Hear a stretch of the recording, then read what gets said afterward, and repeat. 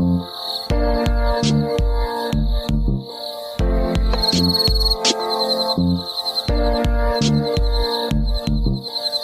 y'all. I'm Justin. And I'm Kim. Welcome to Cowboys Like Us, the podcast where we talk about Taylor Swift and her music. Yeehaw.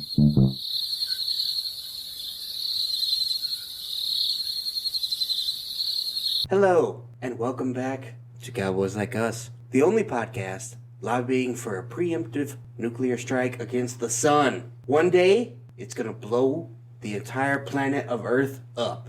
We all know that. Scientists are aware. Are we just gonna sit here till it does?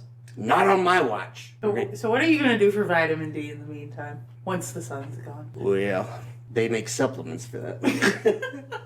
I was gonna make it into a sex joke. I thought that's where you were going to go with it. But I administer vitamin D. I don't receive it. So, Yep. Yeah, so the question still stands, what are you going to do about vitamin D? I don't know. I had to hard pivot to supplements. So, anyway, today we are talking about a little song called Stay, Stay, Stay from Red. And of course, re-recorded for Red Taylor's version. Yeah. But first, some pod business. This episode you're currently listening to is scheduled to come out on Monday, October 16th, 2023, which is a few days after the premiere of the Eras Tour film. By the time you're listening to this, we will have seen it, and we hope to have a mini-sode or a bonus episode, depending on how long it is, reacting to that. So check your feed. It may already be there, or if not, it should be up later today. Yeah, Monday the 16th. It'll either come before this episode or shortly after this episode. Yep, gonna see how quick I can get it turned around. But either way, we're gonna have some extra content specifically about the movie. Yep, and we're gonna have special guests, so check it out. It's gonna be cool. Yeah, it is gonna be cool. We'll get all of Justin's true opinions on the tour because he hasn't really watched any of it. Nope. So it'll be fresh. I'm going in blind. Brand new, which is wild to me as someone who's basically watched every single show. I'm excited. We'll see how it goes. In the meantime, we got some poll results for you. Vigilante Shit, our first divisive song, it got a 9 from the public. As it deserves. Too high. I'm telling you, I think your opinion's gonna change. When we see the film, we will see. I feel like you're gonna have to talk about it and whether it did or it didn't in the minisode. Well, remember to ask. Okay, I'll try to. All right. Do you have any other pod-related business to get into? The Gremlin and I made a whole bunch of friendship bracelets to hand out at the movie when we go tomorrow. Yep, that's true. It was my idea. I did absolutely no work to make it happen. He did not. I'm the idea man. He said, make bracelets, and we said, fine. But we also made little tags to promote the podcast, and we put them on there. Yeah, so if you are listening to this episode because you got a bracelet, hello! Welcome. Yay! It's good to meet you and give you a bracelet. Please keep listening. Yep. Let's go ahead and get into some news, shall we? Because we've got a good bit this week. Yeah! News from around the Taylorverse. First up, the big news, we talked about it a little bit. Eras Tour the movie has come out by the time you are listening to this episode. Yeah. The world premiere. Well, it's already come out by the time we're recording this episode. Indeed. The world premiere was Wednesday, October 11th in Los Angeles. Mm-hmm. And the early reviews have been unanimously positive. A lot of hype for it. We'll talk about that in the minisode, so check that out. Yeah. I'm sure we'll talk about the songs that got cut, but there were songs that were cut. Yep, controversial. And yeah, why the ones she chose were cut, I will never know unless she tells us. Indeed. We'll get into that more on the minisode. Check it out. Taylor attended the world premiere, of course, and a whole bunch of celebrities came out as well, including Beyonce, Adam Sandler, Julia Garner, Maren Morris, Mr. Flava Flav, Karamo Brown, Haley Kiyoko, Becca Tilley, Molly Sims, Jennifer Meyer, and Mariska Hargitay from Law & Order SVU. Targeting heads know. I don't know who Molly Sims and Jennifer Meyer are. Should I? I don't know either, but Okay. they were listed in here are the celebs that were there. Okay, I'm just not sure. But We're old. They're probably Gen Z celebs or something. Madeline and I were talking about how it seems like the celebrities who did show up or who were invited, we don't know. It seems very strategic because the people who always support her were not there. So Blake Lively and people like that. So it seems like the people who were invited were the ones who are fans themselves, or their kids are fans, and they've been to shows and they've been vocal about going to shows and things like that. We know Flavor Flav has, and Adam Sandler. He went to the LA show. All right. Before this film started, Taylor made an announcement that there would be surprise early showings on Thursday, October 12th. According to IndieWire, some movie theater companies who are showing the film and distributors found out at the same time as the general public, and they were not thrilled about it. Some were, quote, outraged and disgusted. So, Taylor's whimsical frivolity isn't good for business sometimes, I guess. So I was under the impression that this movie was only in AMC theaters. Initially, but then it expanded. Oh, so okay. It's basically everywhere now. Okay. Well, then that makes sense. I was about to say, distributors, AMC is the one who agreed to it. Yep, and AMC didn't tell their partners and associates. Yeah, well. I feel Probably like they were sworn to secrecy. Well, Anyway. I don't know. Get over it. It's Taylor. On to the next big piece of news. We have a Tayvis update. Taylor did not attend the Kansas City Chiefs versus Minnesota Vikings game, which was in Minneapolis. The Vikings fans still had some fun with it, though. Billboards were spotted around town in the week leading up to the game saying, quote, beat Taylor's boyfriend. So, having fun. Mr. Travis Kelce left the game in the first half after a non-contact leg injury. It appeared he rolled his ankle, got caught in the artificial turf, but he was able to return in the second half and he caught a touchdown. NFL media had fun with it, tweeting things like he decided to shake it off, the Chiefs are out of the woods, etc. Ended up being the game-winning score as the Chiefs won 27-20. She was also not present for Travis's 34th birthday dinner in Kansas City, though she did allegedly fly down the next day and hang out with him before he and the Chiefs left to go to the Vikings game. And then, Thursday, the 12th, Taylor attended the Kansas City Chiefs versus Denver Broncos game in Kansas City on Thursday Night Football. Seemingly, she went to the premiere of Eras, took a nap, whatever, flew to KC, and to me, personally, that lends a lot of credence to the legitimacy of the whole relationship. Because it would have been very easy, I think, to be like, I'm tired, I'll get the next one if you don't care. I also feel like if she was like, I had to miss your birthday dinner for whatever reason, but, I'll come to the game. Yeah. Seems like an even trade. I think so. But, in other news, we learned this week that Travis wasn't the first football player to have a thing for Taylor. Former Vanderbilt Commodores quarterback Jordan Rodgers, the younger, less talented brother of Aaron, revealed that he, when he was playing for Vanderbilt, used to leave a ticket for Taylor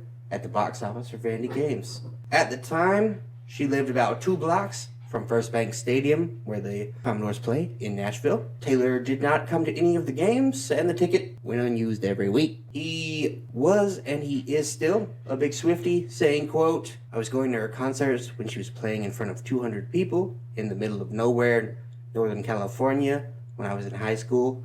I have the picture to prove it. I met her afterward. She had her crimped hair. First album, that's me. I'm a Swiftie. And he says that he loves Tayvis as a couple and is a big supporter of the whole thing. Okay, couple of things, Mr. Rogers. I'm glad that he is a supporter of Tayvis and Taylor. One, let's just start out with the basic. She didn't have crimped hair. Her hair is naturally curly. Don't talk about girls' hair. Well, you don't know what you're talking about. But then the other thing is, this whole thing kind of started out, I got worried that it was going in a very different direction. And I thought that it was going to be I've tried 1,000,000 times before. And so I was there before him. So I deserve something. I deserve, her. Yeah, I was here first, yada, yada, yada. No, he was talking about that on a podcast he does with his wife, much like Taylor Lautner. So Sure, I don't know. It just started out, the way it started out, I was worried that it was going like a weird, like, where's my reward thing. yeah, no, it's not that. Also, Hayley Williams, lead singer of Paramore and friend and collaborator of Taylor, was on The Tonight Show, where she told the story of how she and Taylor became friends. She said, quote, "We were at some Grammy party. It was actually Timbaland's Grammy party. It was huge. I was very nervous, but a woman came up to me and she said, 'I'm Taylor Swift's mom, and, you know, Taylor doesn't have a lot of friends her age that do music. And I would love to, like, you know, introduce you guys or get your number or whatever.'" So Taylor's mom set up a play date with Hayley, and that's how they became friends when they were both teens. Yep. On the trailer for the new season of Survivor, there was a song called Mastermind, which you may remember was on Taylor's Midnights. So, yay. 98 Degrees, a terrible boy band from the 90s and early aughts, featured Mr. Nick Lachey, the former husband of Jessica Simpson, who was a dollar store version of Britney Spears. They had a awful reality show together about their marriage. It was a whole thing. It was a weird time to be alive. If you don't remember it, good. You didn't miss anything. But The only anyway, thing you missed was this one scene where Jessica Simpson asked Nick Lachey if her canned tuna is, if it's fish or if it's chicken. Right. If tuna is fish or chicken. And he goes, "What do you mean?" And it's tuna. And she goes, "Yeah, but it's called chicken of the sea. So is it fish or is it chicken?" That's all you missed. yep. Nick and the boys are going into the studio to re-record some of their music. And they said they were inspired by Taylor Swift's re-recording projects. Gave them the confidence and the inspiration to do it. I don't think anyone will care because no one cared back in the day. I don't know why they'd care now, but good for you boys. Chase the bag. You know, maybe you'll get one. That'd be good. I had their first album. We've all made bad choices in our lives. I was a child. Indeed. My brother was a big fan of Dream Street. Oh, yeah. He had their album. I love Dream Street, man. He would not love that I said that on this podcast, but I'm keeping it in, so suck it. He can get over it. Pug Crawl, Taylor's version, was hosted by the Oregon Humane Society in Portland this past week. Featured a pug parade and a costume contest. The costume theme was Taylor Swift, and over 200 pugs were there, decked out in Taylor-inspired outfits, riding on their little Taylor-inspired floats. It was very cute. Google Pug Crawl. And also, finally, our last news story of the day. Swifties are mad at Olivia Wilde because she shared a screenshot of a tweet that said, "I wish Taylor Swift was dating a climate scientist," to her Instagram stories. The Twitter Swiftie mob took this as an attack on Taylor for her private jet, and they went after Olivia pretty hard. They pointed out that Mr. Harry Styles isn't out here doing climate science, and they called Olivia a hypocrite and a bad/fake feminist. And to that I say, calm down. It's a joke about how popular Taylor is and how whatever her partner is doing suddenly gets a big surge in interest and viewership, and that's all. Maybe if she dated a climate scientist, more people would care about climate change. That was Olivia's point. It wasn't that deep. Just settle down. Yeah, Olivia, though, has proved time and time again that she is a pretty bad and fake feminist. With other things that don't pertain to Taylor Swift, so we won't get into it, but no one Olivia's ever dated is a climate scientist. Yeah, I mean, obviously Olivia Wilde is human garbage. Yeah. But this is not evidence of that or an example. Just leave it alone. Yeah, it might have been a good joke if it wasn't coming from her. And I think that's how all of them feel. Indeed. Let's move on to Chart Watch. On the Billboard Artist 100, Taylor stayed at number 1.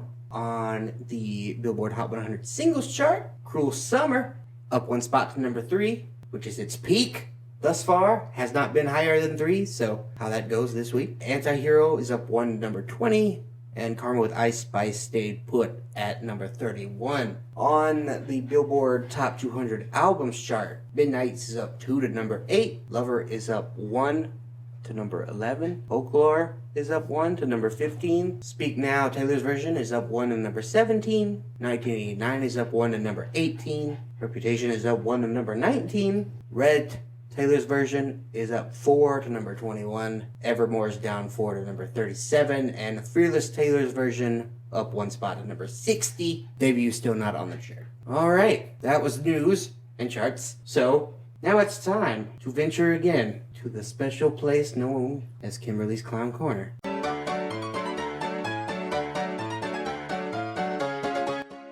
Kimberly's Clown Corner. This is just going to be a little update on a couple of things that tie together that we've talked about, because I'm just basically reiterating myself at this point. And, there's not a lot of clownery going on outside of the things we've already talked about. So I'm just going to update you with like new evidence and new little new things. I could have gone way farther. There's so much new evidence, but we're just gonna briefly touch on it. So here's your update on the blue and black outfit rotation trend, because it continues. Taylor wore a beautiful 1989 blue Oscar de la Renta floral dress to the premiere of the Eras Tour movie in LA on Wednesday. And the next time she was spotted out was Thursday night in Kansas City for the Chiefs game. And of course, at the game, she was wearing all black underneath a Chiefs jacket, but she kind of had one shoulder of the jacket off. She wasn't fully committed to wearing the jacket. But speaking of this Chiefs jacket, that's where most of this clownery is gonna revolve around, because it kind of links some things together, being that she wore it with this black outfit and where the jacket comes from, and it kind of lends some weight to the whole Tayvis situation. So, if you needed more proof that her and Travis are dating, and it's not just clownery, the jacket is from a line called Wear by Erin Andrews. If you're not familiar with Erin, she is a sportscaster and TV personality. Things outside of sports, she used to host Dancing with the Stars. She also was the victim of a secret keyhole sex tape back in the day. Yeah. Yep, it was unfortunate. But Erin created this line of clothing because she was unhappy with the selection of women's sportswear for lady sports fans out there. So anyway, Erin has a podcast that she hosts with Charissa, I think is her name? Carissa. Okay. Carissa Thompson, called Calm Down with Erin and Carissa. Shortly after Travis spoke out about trying and ultimately failing at shooting a shot with Taylor with the friendship bracelet situation, Erin spoke about it on their podcast and said, quote, "Taylor, I don't know what you're doing in your life right now besides rocking the world, but please try our friend Travis. He is fantastic. This is one, Taylor. I know we're not best friends. We're not even friends, but I consider you one. Take us up on this. Go on a date with this guy. Do it for America." And she did. And then her co-host said, "Do it for yourself. Do it for us. Do it for the people, because there's no one that would give you a better time than this guy." Travis himself responded in their Instagram comments of the clip of this podcast section, saying, "You two are something else. I owe you big time," with a laughing face and the hands up praise emoji. Mm-hmm. And this clip and the podcast episode came out in August, but it's getting a lot of traction now since this is the third game that Taylor has attended. And you want me to believe that she just happened by coincidence to buy and wear a jacket from Erin's clothing line after this clip starts going viral? Nah. I'm convinced this is her way of being like, I heard your pleas, and here I am taking your advice. There it is. Also, guess how much the jacket cost? A Chiefs jacket from Erin Andrews' line? Yeah, this particular jacket specifically that Taylor Swift is wearing, guess how much it cost? $600. $112. Surprisingly reasonable. 112 day theory. It's full circle. Not as all. Thank you. Oh, that's it? That's it. All right. It's about a jacket. Thank you for that clownery update. Let's move on to our song of the week. And again, it is Stay, Stay, Stay, which was originally released on Red back in 2012 as a standard album track. And it was re-recorded for Red, Taylor's version. It was written by Taylor Swift, and the original version was produced by Taylor, along with her longtime partner Nathan Chapman, and the Taylor's version was produced by Taylor and her replacement for Nathan Chapman, Christopher Rowe. Stay, Stay, Stay made it to number 91 on the Billboard Hot 100 back in the day. by not being a singer. What has Taylor said about this song? The song Stay, Stay, Stay is a song that I wrote based on what I've seen of real relationships, where it's not perfect. There are moments where you're just so sick of that person. You get into a stupid fight. It's still worth it to stay in it. There's something about it that you can't live without. In the bridge, it says, I'd like to hang out with you for my whole life. And I think that's probably the key to finding the one. You just want to hang out with them forever. There we go. Critical reception. I had to dig for it a little bit this week.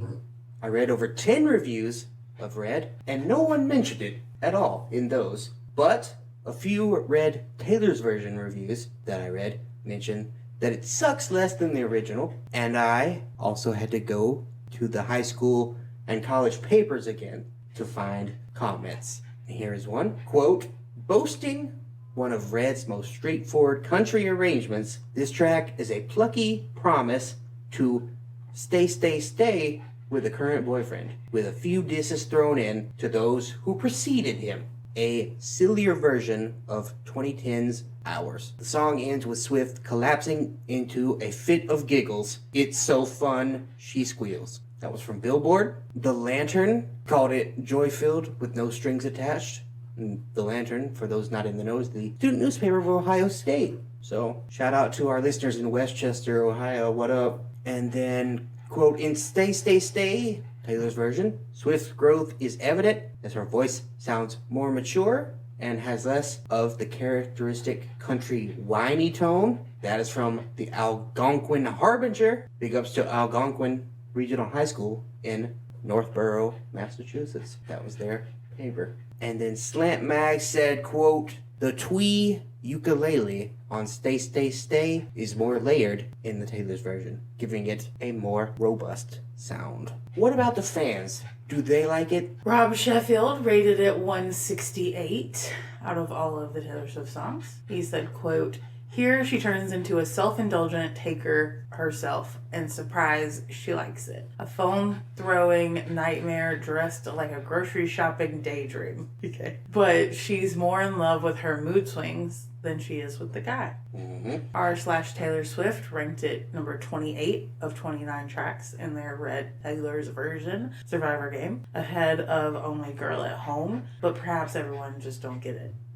Yep, and I added that because a user named Clockwork Girl 1 wrote a post on the Taylor Swift Reddit called In Defense of Stay, Stay, Stay, an Analysis. And as you think from that scholarly title, she gets deep into it, has over 800 words, so it would have cleared Mrs. Puff's word count requirement for her essay about what not to do at a stoplight. SpongeBob heads know her too long didn't read for her post is, quote, Stay, Stay, Stay is about a toxic relationship looked at through rose-colored glasses. It comes from a place of insecurity and the ghosts of a love long desired, always lost. It ties into We Are Never Getting Back Together with its positive sound and To the Last Time with its lyrical twist, and so is at the perfect spot on the album. Sometimes no one is at fault and a relationship crumbles because two people are bad for each other. But Stay, Stay, Stay is Taylor trying to convince herself that love is enough. Spoiler for Red, it's not enough. I just want to say that's the last positive thing I'm going to say about it, pretty much. So, yeah, that was a defense of it. And now I'm going to go on the attack against it in the lyrics, because I didn't care for them when I had to really dig deep into them. Verse number 1. I'm pretty sure we almost broke up last night.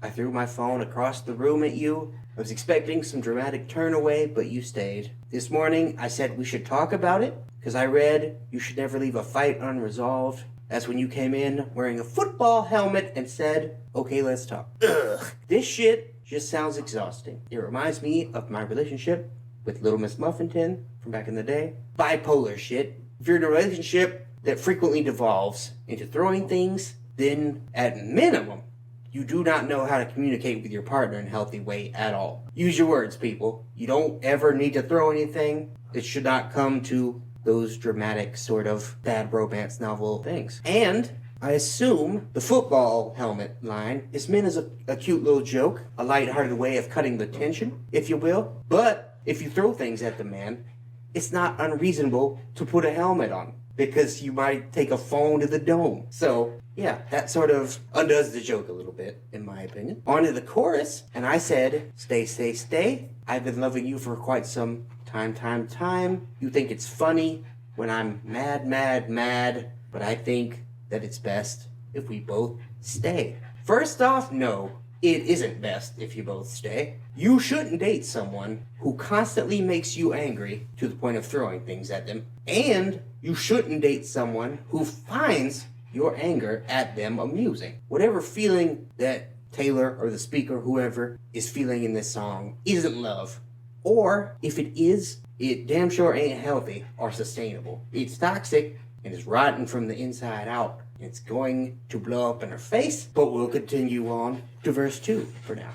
Yeah, if anybody laughs, if you're in a relationship and your partner laughs when you are genuinely mad, turn around and run the other way, because that person is probably a serial killer. Yeah, they don't take your emotions and your feelings seriously. They think it's a joke. That's fucked is what that is. Verse 2. Before you, I'd only dated self-indulgent takers who took all of their problems out on me, but you could carry my groceries, and now I'm always laughing, and I love you because you have given me no choice but to stay, stay, stay. I have no idea whether Taylor is a taker or not, but the irony of her calling anyone in the entire world self-indulgent is so powerful that Alanis Morissette just fell to her knees in a Walmart parking lot and she has no idea why. The irony is just so powerful. Taylor's art, her music, is all about self-indulgence. It's her job, and she's very good at it.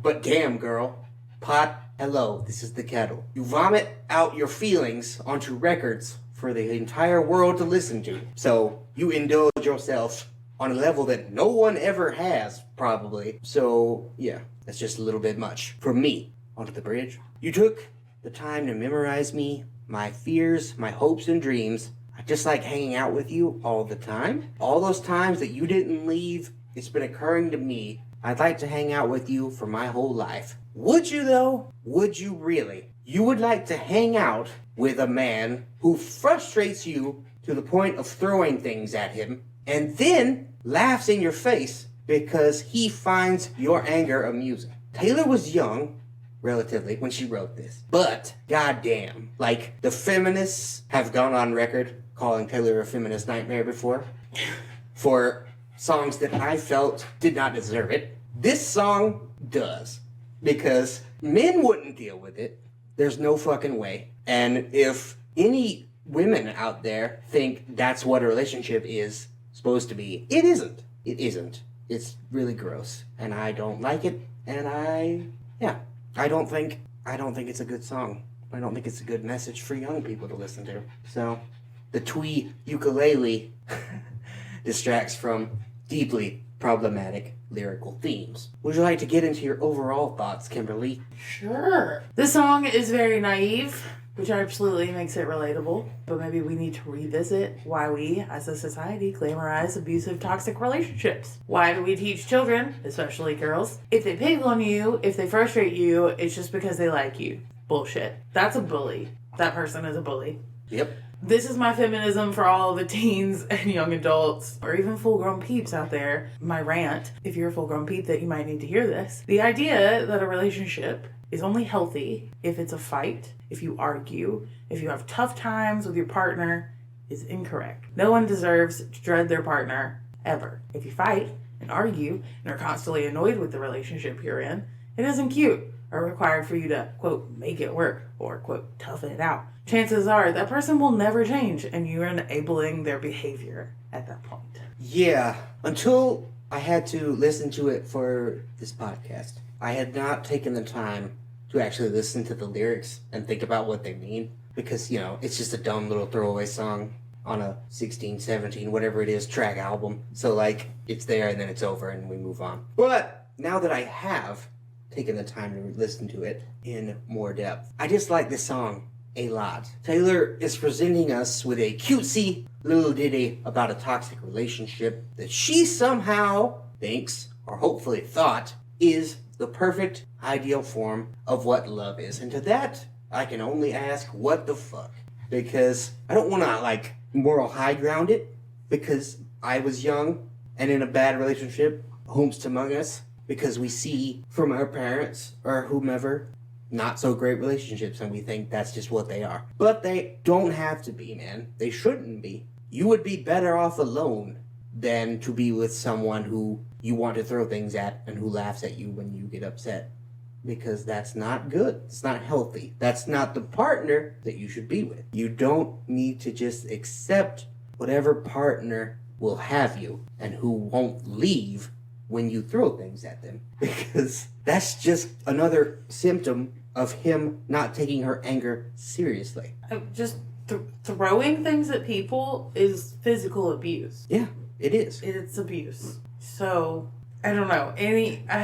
There are people in this world who truly believe, much like this song, that abusive relationships are the only kind of relationships in which love is actually present. And that is wild to me. I've never thought of it that way. So I don't know how you get that through to people like that, but I think it just takes time and growth. Anger is a strong emotion, and if you are young and dumb, you may confuse it with passion, which is also a strong emotion. But they are not the same thing, even a little bit. And once you learn the difference, you will wonder how you ever didn't see the difference. It's one of those type things, like a Magic Eye poster. Once you see it, you wonder how you didn't see it the whole time. So, hopefully Taylor has gotten to that point in her life, and she just re-recorded this song because you got to. That's the project, right? So, I don't know. But now, after having listened to this song and really paid attention to it, I have no questions anymore about why Taylor basically had every relationship she's had thus far blow up in her face. Because she doesn't know what a healthy relationship is. Or at least she didn't know back in the day. Hopefully she's learned some lessons by now, as we all have in our lives. But yeah, I can see why all her relationships, at least to this point, were doomed from the start. And it's regrettable. It's regrettable. Oh, alright. Let's get into the ratings so we can get the hell out of here and move on to a better song next week. For those of you who don't know, we rate every song on a 1 to 10 scale. 1 is very bad, 10 is very good, 5 is very mid. Kimberly, what do you rate Stay?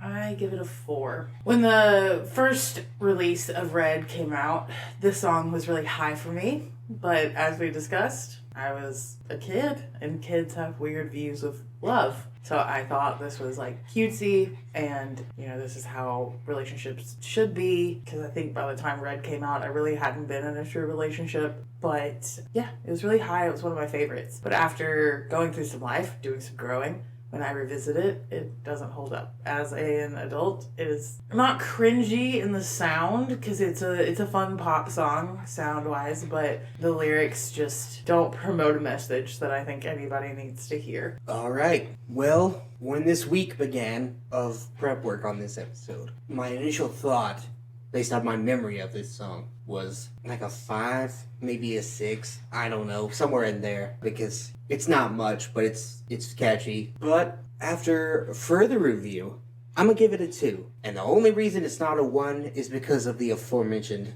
catchiness. That's all the positive I can find in it, though. It's meant to be light and goofy, but the lyrics really undercut that for me when I look at it through the lens of a 32-year-old man, which I am. Yeah, so either Taylor just misfired real hard on this song lyrically, or I have no idea what she was going for. Either way, it's a 2 for me. So, if you'd like to tell us what you rate it, if you're a stay defender out there, or if you're a hater, either way, you can vote in our poll, which is going to be on Spotify in the episode description of this episode, and on our social medias. We are on X, and we are on Instagram, and we are on Threads at CBLU_podcast. Yes. If you don't follow us on those platforms, you should. Why are you not doing that? It would be good. The Pod Gremlin is always on there, posting fun things, and if you don't follow us, you're missing out. Don't do that. Don't make any sense. Kimberly, what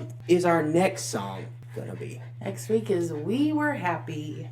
Yes, We Were Happy, one of the vault tracks released on Fearless TV. Excited to get into that one, because I'm gonna give it a higher score than a 2, so that's fun. Do you have anything else? I don't think so. All right. Well, if you haven't, go listen to the mini-sode on the movie. And until then, thank you so much for listening. We will see you next week. Goodbye. Bye. Bye. Thank you for listening to Cowboys Like Us. Follow us on Instagram, Threads, and X at CBLU_podcast. Email us directly at cowboyslikeuspodcast@gmail.com.